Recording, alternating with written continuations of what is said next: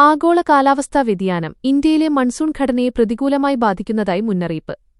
മുൻകാലങ്ങളിൽ കൃത്യമായ സമയക്രമത്തിലും അളവിലും ലഭിച്ചിരുന്ന മഴയിൽ ഇപ്പോൾ തീവ്രമായ മാറ്റങ്ങളാണ് ദൃശ്യമാകുന്നത്. രാജ്യത്തെ ചില പ്രദേശങ്ങളിൽ അതിതീവ്ര മഴയും പ്രളയവും അനുഭവപ്പെടുമ്പോൾ മറ്റു ചിലയിടങ്ങളിൽ കടുത്ത വരൾച്ചയും മഴക്കുറവുമാണ് രേഖപ്പെടുത്തുന്നത്. ഈ വർഷത്തെ മൺസൂണിന്റെ തുടക്കമാസമായ ജൂണിൽ രാജ്യത്തുടനീളം വലിയ തോതിലുള്ള മഴക്കമ്മി അനുഭവപ്പെട്ടിരുന്നു.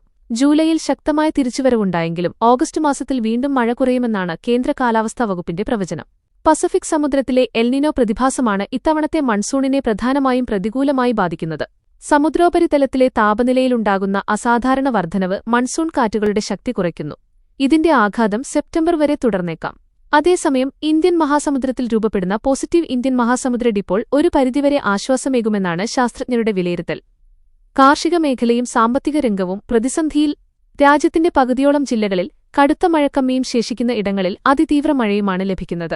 കുറഞ്ഞ സമയത്തിനുള്ളിൽ പെയ്യുന്ന അതിശക്തമായ മഴയും ഇടവിട്ടുള്ള ദീർഘകാല വരൾച്ചയുമാണ് പുതിയ കാലവർഷത്തിന്റെ സവിശേഷത. കാർഷിക ആഘാതം. ഇന്ത്യയിലെ കാർഷിക മേഖലയുടെ 60% മൺസൂണിനെയാണ് ആശ്രയിക്കുന്നത്. ജൂണിലെ മഴക്കമ്മിയും ആഗസ്റ്റിലെ പുതിയ മുന്നറിയിപ്പും നെല്ല്, സോയാബീൻ, നിലക്കടല, കരിമ്പ് തുടങ്ങിയ വിളകളുടെ ഉൽപ്പാദനത്തെ ബാധിച്ചേക്കാം. വിലക്കയറ്റ ഭീഷണി. കാർഷിക ഉൽപ്പാദനത്തിലെ ഇടിവ് ഗ്രാമീണ വരുമാനത്തെ ബാധിക്കുന്നതിനൊപ്പം ഭക്ഷ്യവസ്തുക്കളുടെ വിലക്കയറ്റത്തിനും പണപ്പെരുപ്പത്തിനും കാരണമാകും. ജലസ്രോതസ്സുകൾ. ദീർഘകാല വരൾച്ചയ്ക്ക് ശേഷമുണ്ടാകുന്ന പെട്ടെന്നുള്ള അതിതീവ്ര മഴ മണ്ണ് വെള്ളം വലിച്ചെടുക്കുന്നതിനു പകരം പ്രളയത്തിനും മണ്ണിടിച്ചിലിനുമാണ് വഴിവെക്കുന്നത്. ഇത് ഭൂഗർഭ ജലനിരപ്പ് താഴാനും കുടിവെള്ള ലഭ്യത കുറയ്ക്കാനും ഇടയാക്കുന്നു.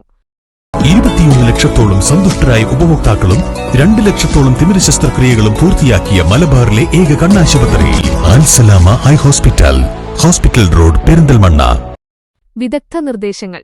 ആഗോളതാപനമാണ് മൺസൂണിന്റെ സ്വാഭാവിക ഘടന തകരാൻ പ്രധാന കാരണമെന്ന് വിദഗ്ധർ ചൂണ്ടിക്കാണിക്കുന്നു.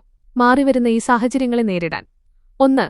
കാലാവസ്ഥാ വ്യതിയാനത്തെ പ്രതിരോധിക്കുന്ന പുതിയ വിത്തിനങ്ങൾ വികസിപ്പിക്കുക. 2. ജലസേചന സൗകര്യങ്ങൾ ഉടനടി വ്യാപിപ്പിക്കുക. 3. കൃത്യതയാർന്ന മുൻകൂട്ടി വിവരമറിയിക്കൽ സംവിധാനങ്ങൾ ശക്തിപ്പെടുത്തുക. പരമ്പരാഗത രീതികളിൽ നിന്ന് മാറി ആധുനിക സാങ്കേതിക വിദ്യകളും പ്രാദേശിക ആസൂത്രണവും സമന്വയിപ്പിച്ചാൽ മാത്രമേ അസ്ഥിരമായ ഈ മൺസൂൺ കാലത്ത് രാജ്യത്തിന്റെ സാമ്പത്തിക ഭദ്രത നിലനിർത്താൻ സാധിക്കൂ.